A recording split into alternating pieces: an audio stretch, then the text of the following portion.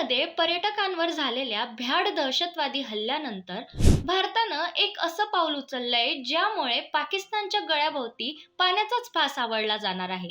भारतानं सिंधू जल कराराला स्थगिती देण्याचा निर्णय घेतलाय आणि त्यामुळे पाकिस्तानची शेती, पिण्याचं पाणी आणि संपूर्ण अर्थव्यवस्थाच कोलमडू शकते.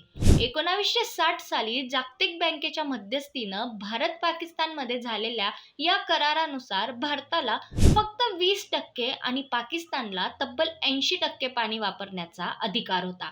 भारताने आजवर या कराराचा आदर राखला, पण सततच्या दहशतवादी कारवायांमुळे भारतानं आता पाकिस्तानकडे जाणाऱ्या पाण्याच्या नळावरच हात ठेवला आहे. पाकिस्तानमध्ये झेलम, चिनाब सारख्या नद्या म्हणजे त्या शेतींचा प्राणवायू आहे. या नद्यांचं पाणी रोखलं गेलं तर पंजाब आणि सिंध प्रांतातील लाखो शेतकरी संकटात सापडणार. पाकिस्तानच्या अर्थव्यवस्थेत शेतीचा वाटा 23% आहे आणि 68% लोकसंख्या याच शेतीवर अवलंबून आहे. पाण्याचं दुर्भिक्ष म्हणजे तिथं अन्न टंचाई, बेरोजगारी आणि ग्रामीण तणावाचं भयान भवितव्य. भारताचा हा निर्णय म्हणजे एक स्पष्ट इशारा आहे. आता केवळ गोळ्या नाही तर पाणीही बंद होणार आणि पाकिस्तानला प्रत्येक थेंबासाठी युद्ध करावं लागणार.